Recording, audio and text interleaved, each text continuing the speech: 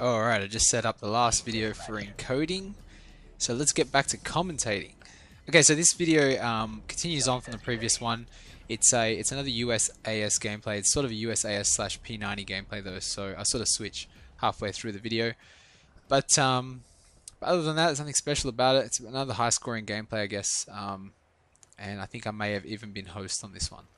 Okay, anyway, so in the last video I spoke a little bit about some stuff. Well, I didn't really cover all that much. I just sort of mentioned that I was recently on COD Encyclopedia, so check that out.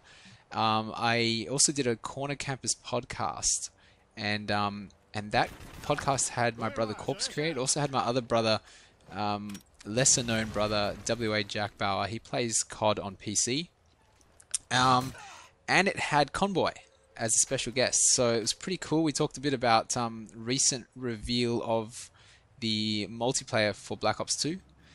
So if you're interested, head on over and check it out. It's at Corner Campus Podcast. If you need the link, you can look at it in the you can find it in the previous video, or I might even put it on this one. Okay, I don't want to spend too much time on that previous video. Just watch it. It's probably the best way. Okay, so in that previous video, I was talking about how I made money as a student when I was young.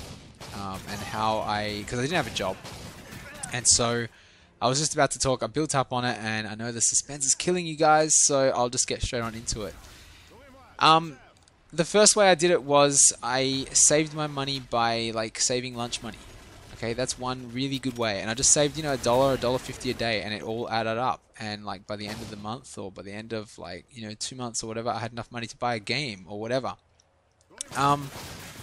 But really, another way that I made money, and it was really smart. It was really, really smart. I'm sure other people did this, but I actually came up with this idea entirely on my own. Okay, I found out at some point that Xbox 360's had a special warranty from Microsoft if they got the Red Ring of Death. So basically, if you guys don't know about that, then you've probably been living under a rock for the last, I don't know, 6 or 7 years. But generally, Xbox 360s used to fail a lot, especially the first models that were made in the first couple of years. And they used to get this thing called the Red Ring of Death. And basically what would happen is the console would just stop working. And it was a manufacturing defect, really. It was, you could look after your console really well. It made no difference. Basically, it was just a flaw or a fault in the way that the machine was designed. And so, pretty much, there was nothing you could do. And you just play the game, or you just play a game or whatever, and then all of a sudden your console would freeze, and the next thing you knew, it wouldn't turn on anymore. And at some point, I knew about that. But I actually knew about that as soon as it started happening. Because as usual, I'm always up to date with gaming news and stuff like that. Not just Wii gaming news and not just Nintendo related stuff, but also, Microsoft and Sony. I do look up all that kind of thing, all those kinds of things as well. And I knew about the Red Ring of Death for a long time. Because it started, getting a lot of mass media attention probably within the first couple of months, 6 months or so after the console first launched. So, within 6 months of its launch, we all knew, or I knew that it was happening and that it was flawed. And Microsoft sort of thought, well, it's not really widespread of an issue yet. We're not going to do anything about it. If it happens to you, sorry, tough luck, buy a new console. But at some point they realized that it was a serious issue. And basically what happened was they issued this new warranty period on the console, because the console originally had a 1-year warranty. And so, if it happened within that 1 year, sure enough, if you hadn't modded your console or anything, then you basically got a return or repair or whatever.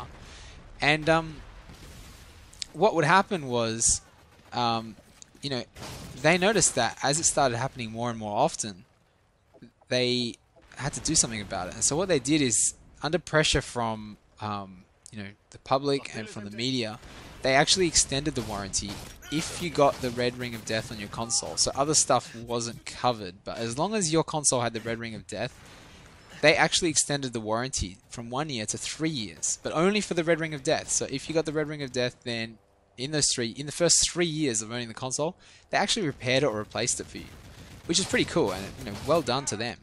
The thing is, nobody knew this. Pretty much no one knew this except gamers.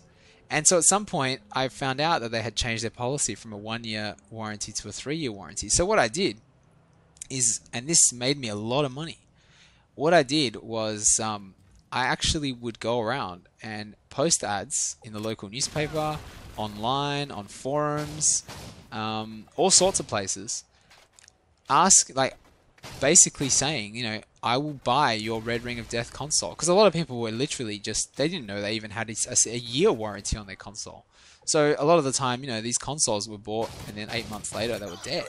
And so a lot of the people just sort of bought one, it died on them and they threw it out. I'm not joking, like they literally threw it in the bin. Like if you went to the tip, like to the rubbish dump, there were like, Xbox 360 consoles there. I saw them myself. People would throw them out.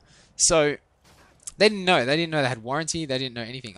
Some of the smarter consumers knew, but your average mum and dad and 6-year-old little Johnny didn't know that they had warranty on this stuff. So when it broke down, they threw it out. So I was offering, $50 for a broken console, for example. Let's say $50. Sometimes I paid even up to $100 for a broken console. And some of these consoles came with controllers, games. Sometimes people just wanted to get rid of it, because especially if they weren't going to buy another one, because at the time Xbox 360s were still $400, so they thought, well, it's not worth us buying another one, we'll buy a PS3 instead. And a lot of people did that. And so they thought, well, if I've got a PS3, there's no point having an Xbox. If I'm going to buy a PS3, there's no point having an Xbox 360 controller. There's no point having Xbox 360 games. And they couldn't be bothered selling them, so putting them on eBay or whatever. So basically they just said, yeah, here, $50, you can have the lot. So I got like, memory cards, rechargeable battery packs, games, hard drives. I got, obviously the console. I got like HDMI cables, black consoles, red consoles, special limited edition consoles, you name it. And I was picking all these things up for like $50, sometimes $80. And basically, sometimes I would have to travel. I remember like people would call me up and say, hey, I've seen your ad in the paper for a broken Xbox 360 console. I've got one, how much are you willing to pay? And I'd say, well, what's the problem with it? And basically once I had figured out that it was the Red Ring of Death issue, you guys are going to think I'm so sleaze, because like, I don't know, this is pretty, like, it's prying, right? It's prying on the unknowledgeable. But, and looking back, I guess it is a bit like dodge, kind of. but I was a student. I needed money, and like this is my way out. Like, and a lot of these people, like I said, literally wouldn't be bothered. Some of these people knew. Okay, I just want to be clear here. Some people actually knew that they had warranty and that they could get it repaired. They just could not be bothered.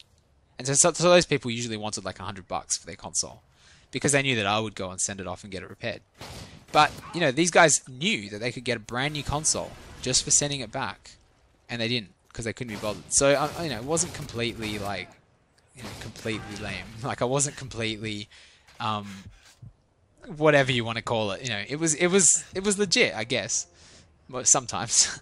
Anyway, so people would call me up, they'd say I got this broken console, and I would say, okay, what's wrong with it? And then once I figured out it was the Red Ring of Death, once they told me what it was, three flashing red lights whenever they turn the console on, I knew straight away, yeah, okay, I'll grab it from you. Okay, but I'm in, Swanbourne. And they would say I'm like really far away, and I'd be like, oh, that sucks. I got my license, which is cool, but I was like, I don't know, like, is it worth going? And sometimes I had to travel, like, 200 kilometers just to go and buy an Xbox 360, but it was worth it. And like, my parents would say, where are you going today? And I'd be like, oh, I'm going all the way, to there. And it's like, oh, that's really far away. You sure you want to go? Is it worth it? I'm like, well, it'll cost me maybe $30 in petrol, but, $30 in petrol plus $50 for the console is $80. But then what would happen is I'd get the console repaired under warranty and then sell the console for $300. So overall, it was worth it. It just was a lot of effort. So it wasn't free money, but money's not. When is money ever free? You have to work for your money, and I guess you could say I was working for my money.